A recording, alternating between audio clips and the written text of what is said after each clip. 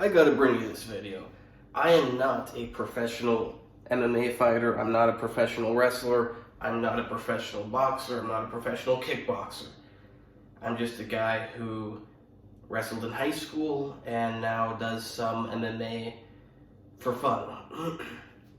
You got a lot of people on the internet, like, they'll make these photos, like, try telling someone that this guy would, like, destroy this guy, or you'll see, like, I don't know, you'll see, like, recently I saw this video where some guy's like, I played football, I'm gonna grab you and just smash you against the wall, or pick something up and throw it at you, and blah, blah, blah. He's like a big guy, lots of steroids. Not that it's bad, just it was pretty obvious looking at him.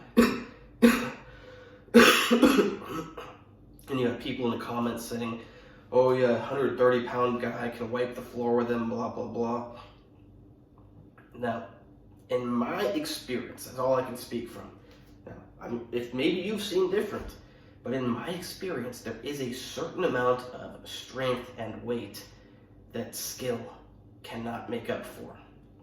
Skill makes up for a lot. Skill is the main number one thing. But say I'm 180 pounds. Right now I'm like 190 actually. But like I remember being when I was like 180. I don't know how much, let's say 75 kilos, so 165 pounds. So when I was 180 pounds, and you know, I'm a very strong guy. I was actually just as strong when I was 155 pounds, so it's like my muscles have gotten bigger, I've gotten heavier, I haven't gotten stronger, but that's not the point of this video. Point is, when I wrestle a guy who's like 160 pounds, 165 pounds, and let's assume he's not extremely strong, he's just a wiry 160 pound guy.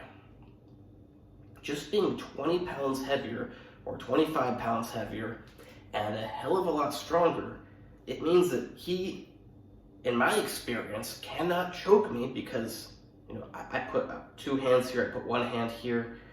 His arms aren't strong enough against my arms. Or maybe there's one way or another, I'm against 100, now, of course, there's a 160-pound guy out there who will wipe the floor with me. I'm not saying that there aren't any. But in my experience, when I wrestle normal 160-pound guys who are pretty good at wrestling and jiu-jitsu and such, by the way, I say wrestling for everything. So if I say wrestling, it means jiu-jitsu wrestling, because it's MMA. It's not specific things. And if he tries to get an armbar on me, guess what? My arms are too strong. Especially if I put my other arm on there, he's never going to break my arm. Now, if I'm drunk or something and he grabs an armbar on me and I'm like, I don't know what's going on, and he instantly snaps my arm, well, you know, that's that. But if we're in a match and I see him getting an armbar on me, he can't get that armbar. Because I can, with just my arm, I can hold it in place long enough to put my other arm on there and pick him up and start hitting him on the ground or throwing him around or doing something. Kind of like the guy in that video said. Like when you are a certain amount heavier and stronger than someone, it goes a long way. The only way lighter, weaker guys ever get me to tap out is kind of a sissy thing. You know, in a real fight, you're not going to tap out for this. Now, there's a big difference between doing this and if you choke someone out. Choking someone out in a real fight, they're out. But what they do, this is the only thing they can ever get, is an ankle, I don't know what you'd call it, but like an arm bar, but for the ankle, where they grab your foot and twist it, and it's like, you know, I don't want to break my ankle in practice, so I'm going to tap out. You know, I'm strong, but my feet aren't, like my foot flexion ability is not the strongest, so yeah, they can break my ankle. You know, you're in a real fight and someone does that move, you're not going to tap out. It's not going to matter much. Yeah, you're going to be limping. You're not going to want to run a marathon the next day, but you're going to survive. And if that's the only move they can get on you, you're probably going to pummel them. So yeah, for sure, and I'm not as big as the guy in this video I saw. If I wrestle a 130-pound guy, probably even if he's a professional fighter, he cannot get his moves on me because he can get them, but I can resist them just far too good. You try to get someone in some sort of choke, but they're way stronger than you. Like I said, you just pull it off. They get you in an arm bar. They get whatever. You just overpower them. Now, I know there's people on the internet, they don't believe that.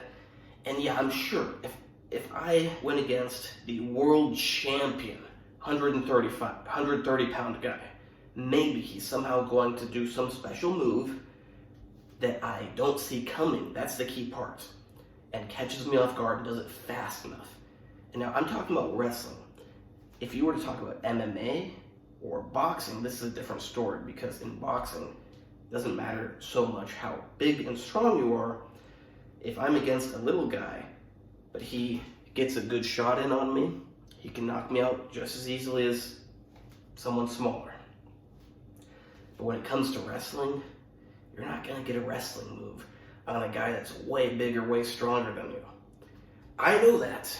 I don't need anyone to tell me. That's why if I see a guy who's 240 pounds and muscular, I'm thinking I am not going to get in a wrestling match with him because I will lose. I'm not very big. I'm 5'7", but I'm 190 pounds right now. I'm really strong. And I'm not bad. I'm not good at wrestling, but I'm not horrible. But if I see someone who's, I know that I can go up to about, when I was 180 pounds, I could go up to people that were about 200 pounds. And it was a pretty fair fight, wrestling fight. But, 210, I wrestled, now he was a professional world champion MMA fighter, but I wrestled a guy who was weighing 220 pounds and was a professional world champion, and it was like, shit, I cannot win. I was 180 pounds, he was 220. He is also a professional world champion, but even just, and I'm really strong, even just having that weight on top of you, it's not that you can't hold it up, but try doing proper moves and techniques when the other guy is so much bigger. And he's also a strong guy. So it's like when someone's strong and a lot bigger, and they've got longer arms and longer legs, and also the bigger body means, for example, I cannot get I think maybe it's called a triangle choke. It's when you put your legs around someone and you get like this, and then you pull this one in, and they're around the person's neck. I can't get that move on this guy. He's too big. So yeah, you literally cannot get certain moves on people that are too big. I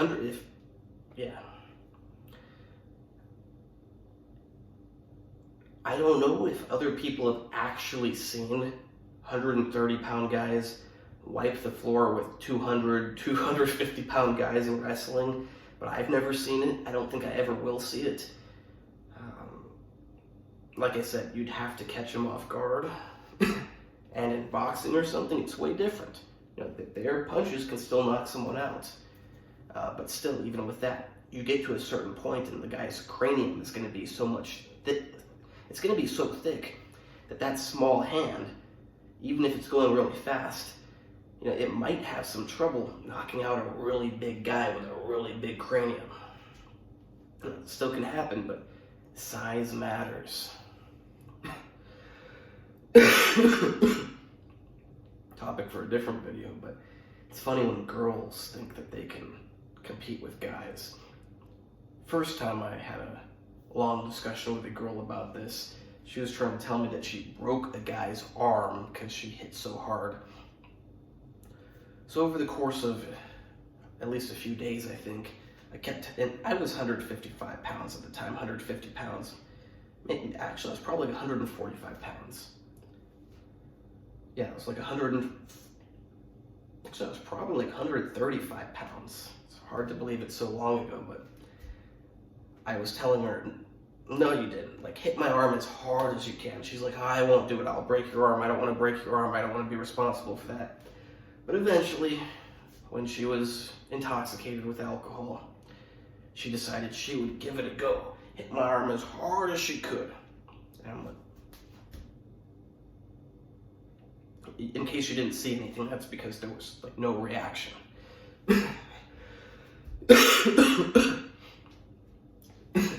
I knew another girl who I was telling how I do MMA, and she's like, you do it with gloves? I'm like, yeah. And she goes, that's not good, that's not real. I want to do it against guys without gloves. I'm like, I don't want to do it against guys without gloves. You certainly do not want to do it against guys without gloves. These girls are delusional. Like, they're equally as delusional as these guys who think a 130-pound guy is going to out-wrestle a 250-pound guy. Yeah, I'm sure you've seen like a YouTube video of it, but it's probably because the 250-pound guy is like slow in the head and he just doesn't know what to do. And you know, they're not in a real fight, so he's not just going to grab the guy and slam his head against a wall. Like, that's reality. If you're 250 pounds of muscle and there's a 130-pound guy, you're not going to just stay there like you would in a sparring match and let him try to get his moves on you while you're like, oh, what to do? He's just going to grab him, slam him against a wall, slam him against the floor. I've seen someone grab somebody. I don't remember how the mechanics worked out exactly. The guy jumped on his back, he grabbed him, and started smashing his head on the ground. That's real life. You're a 130-pound guy, and you try to wrestle a 250-pound guy, they're just going to smash your head on the ground. Yeah, so don't be like these girls who think they're going to bare-knuckle box guys. Yeah. You're in a lot of trouble if you're 130 pounds and you try to wrestle a 250-pound guy. I'm 190 pounds right now. I don't want to wrestle anyone over 210. You know, maybe 220. If he's not a professional wrestler, maybe 220, maybe. But I'm only comfortable wrestling like 20 pounds heavier than my body weight. Hope you like this video. Please like, subscribe, and comment. Check out my other videos.